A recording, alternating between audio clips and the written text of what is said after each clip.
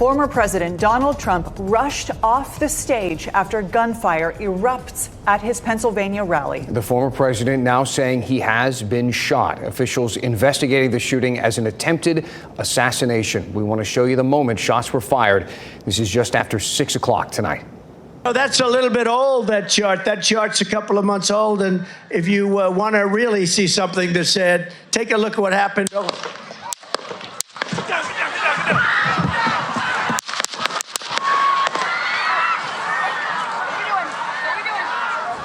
I know so many of you have seen this many times throughout the afternoon and early evening today. It remains to be just as shocking. The former president there grabbing at his ear as he dropped behind the platform, blood coming down his cheek. Secret Service agents rushing to the stage quickly, escorting the former president away. We have a lot to get to tonight, and we have team coverage for the next half hour. Brian Schrader, Carly Haynes, and Julian Grace, and former Governor Pat McCrory all standing by with live reaction and analysis. We want to show you where this rally was. It's in Butler, Pennsylvania, about 35 miles north of Pittsburgh. It's part of the greater Pittsburgh region, and its population is about 13,500 people. Here is what we know at this hour. One rally spectator and the shooter are dead. President Biden, in the last 30 minutes, says he has since spoken to Trump after the shooting. The Secret Service says the shooter fired multiple shots from an elevated position.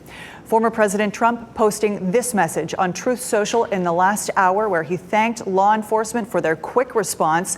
And then he went on to describe his experience, where he says he was shot and that the bullet pierced his ear. We are also getting word from the Secret Service tonight, putting out this statement that reads in part, a suspected shooter fired multiple shots toward the stage from an elevated position outside of the rally venue. U.S. Secret Service personnel neutralized the shooter, who is now deceased. The former president is safe and being evaluated. President Biden addressed the nation within the last few hours, condemning the violence, calling it sick. Look, there's no place in America for this kind of violence. It's sick. It's sick. It's one of the reasons why we have to unite this country. We cannot allow for this to be happening. We cannot be like this. We cannot condone this. And I want to thank the Secret Service and all the agencies, including the state agencies, that have been engaged. But the bottom line is that the Trump rally was a rally that he should have been able to be conducted peacefully without any problem. But the idea that there's political violence or violence in America like this is just unheard of. It's just not appropriate. And everybody must condemn it. Everybody. When asked if he believed today's acts were an attempted assassination, Biden said he had an opinion on what happened today, but did not want to comment on the situation without having all the facts. Brian. Actually, here in the WRAL Live Center, even though we've stepped away from our NBC coverage for a little while here for local news, you won't miss a thing. I will let you know any new developments that come in.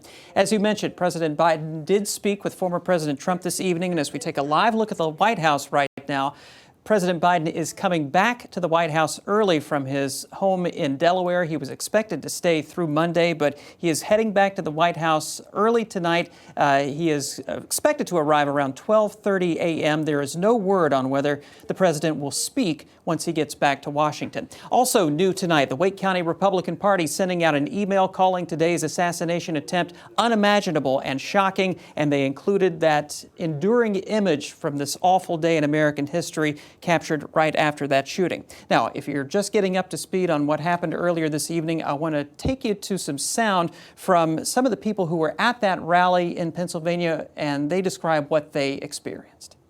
I saw Donald Trump get hit. It looked like he got grazed in the right ear with a bullet.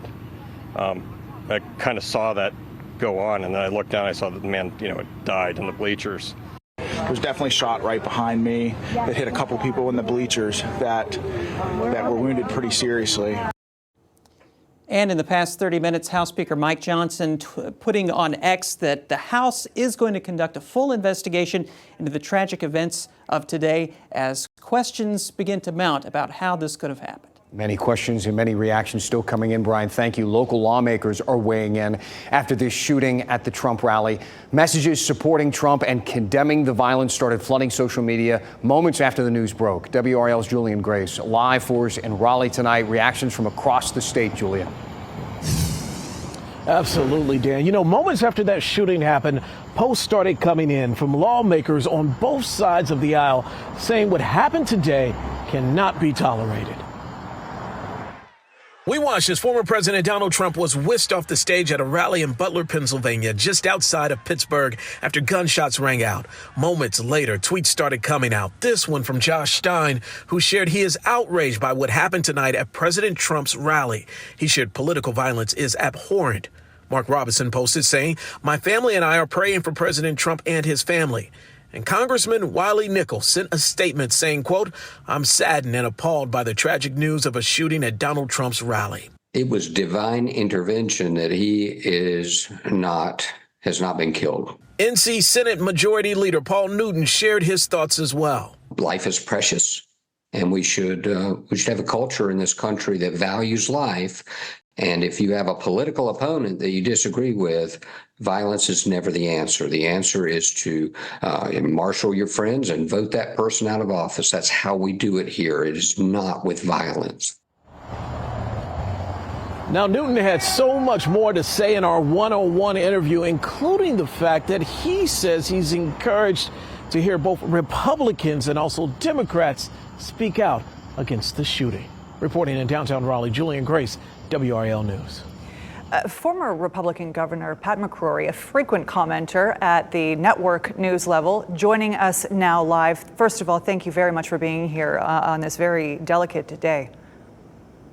It's just bringing back terrible memories of 1963 when John F. Kennedy was assassinated, 68 with King and Kennedy, and of course Reagan's attempted assassination by Hinckley and some of Ford's attempts. We're so fortunate that American history wasn't changed by an assassin, and by inches, by the turn of a head, American history could have changed, and that's not the way American history should change at all, by an assassin and by political violence. So during this tragedy, we also have to be very, very thankful and frankly quite lucky. Yep. But the dilemma is going to be the vulnerability and the accessibility to politicians in the future. Well, let me ask you about that. How do we move to this next stage here after today's incident? How do we move forward? There are still months left in this presidential campaign. Accessibility by the general public is going to be tougher now because there's going to be such a reaction, justifiably so, to especially the presidential level for these individuals who are running for elective office being potential targets by obviously a premeditated act. This wasn't an act of emotion. This was a premeditated act, obviously. And it worries me that this will bring more of a barrier between the general public and the people seeking political office at all levels. Listen, I've been at many Trump rallies in the past on the stage with him back in 2012 and 2016, and you feel that vulnerability. And I'm concerned that this is going to shut down some of that continued access. But again, thank God that the assassin failed. Yeah, and no kidding, absolutely. You mentioned this. You've been around presidents and the security detail that comes with it. You yourself, a candidate who has been on these big stages. Yeah. What's your take on the security that happened today and how it all unfolded? Well, your obvious reaction is, how did it happen? But I will say this: there are times, even when I had security as governor, and you've great people, you still feel vulnerable because you just don't know who's out there, with the verbal and physical assaults, even after I was governor. But we're lucky. We are lucky as a nation that this was a failed assassination attempt and that the former president stood up strong, sending a signal, I think, to the rest of the nation that we cannot allow this to happen to our republic. Former Governor McCrory, I appreciate your time tonight. Thank you.